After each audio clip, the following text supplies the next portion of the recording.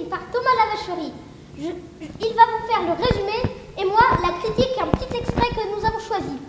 Au début de l'histoire, Björn est un jeune garçon de 12 ans. Nous vivons, l'aventure se passe au Friesland, ce qui serait dans notre monde en Finlande, mais là, c'est un monde imaginaire.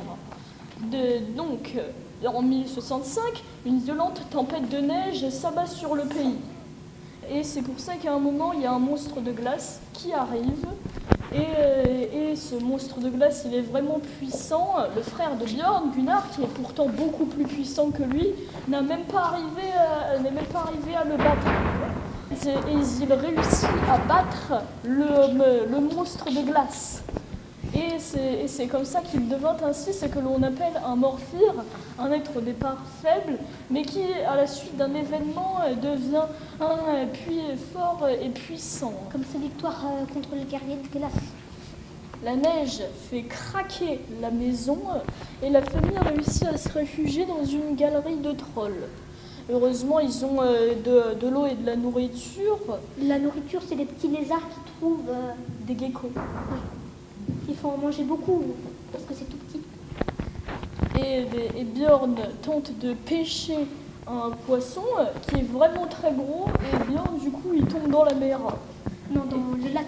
Oui, voilà, dans le lac, pardon. Alors après, il monte vers la surface et il rencontre Gizur Loup-Blanc, un ancien ami du père de Björn. En fait, ils s'étaient rencontrés à la guerre et le père de Björn, c'est un ancien très bon combattant et ils étaient ensemble à la guerre. Mais le père de Björn, il a arrêté parce qu'il était fâché contre le roi. Alors, il était fâché contre le roi parce qu'il s'était converti au christianisme et le père n'a pas du tout aimé ça. Bref, reprenons. Ensuite, Björn continue son chemin et il croise une nuée de papillons venimeux. Et alors après, à ce moment-là, il les se combat comme ça, il fait des luttes allongées et il arrive à tous les combattre. Lève-toi. Le prince d'Ar, il est étonné de son courage et il lui déclare un combat. Juste quelque chose, il y a Björn qui va engager le combat contre Dar parce que Dar a volé l'épée de son père pendant qu'il partait. L'épée était restée dans la maison et Dar l'a ramassée. Du coup, il était fâché, Björn, mais il voulait la récupérer en combat singulier. Et je reprends. Dar est en réalité un loup-garou car à un moment, il commence à faire sombre et Dar commence vraiment à se métamorphoser et c'est pour ça qu'il demande d'allumer les lumières. Alors Björn, comme c'est un morphir, il réussit à vaincre le prince Dar et il récupère l'épée de son père et pour le féliciter, le roi Harald lui offre un dragon nommé Dafnir. Je vais vous faire la critique. Bon, on a bien aimé Björn le Morphir, il y a des personnages mythiques, il y a les loups-garous, comme le prince Dar par exemple. Il y a aussi des dragons Dafnir. Il y a des rois, il y a le roi Harald Ier, c'est le roi Harald Ier, le roi national. Alors c'est un roi qui a existé, c'est celui qui a en réalité fait fusionner la Finlande avec le Danemark. Sauf que là c'est l'inverse, en fait ils se font la guerre. Oui, voilà, tous les pays. Tu veux dire c'est plutôt le prince Dar qui, lorsqu'il succédera au roi Harald, voudra faire la guerre au Bismarck, soit au Danemark. Je vous rappelle qu'on est dans un monde imaginaire.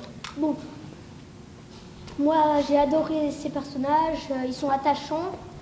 Il y a Sigrid, c'est mon personnage préféré, elle est courageuse, téméraire, elle est gentille. Et je vais vous lire un petit extrait que nous avons choisi. L'être qui se tenait devant nous avait forme humaine, mais son corps était de glace. Ses bras se prolongeaient en deux longues piques, deux épées de glace. Dans sa physionomie de glace luisaient des yeux rouges, minuscules, horribles.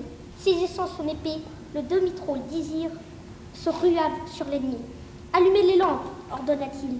Le demi-troll, qui n'avait pas encore réussi à égratigner le guerrier blanc, était touché à l'épaule et au bras.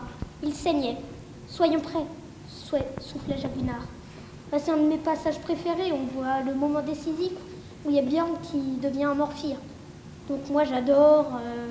En fait, il y a le guerrier qui engage le combat contre Björn et ses amis. Il n'y a personne qui réussit à lui faire face. Et il n'y a que Björn qui réussit à le vaincre. Bon, au revoir.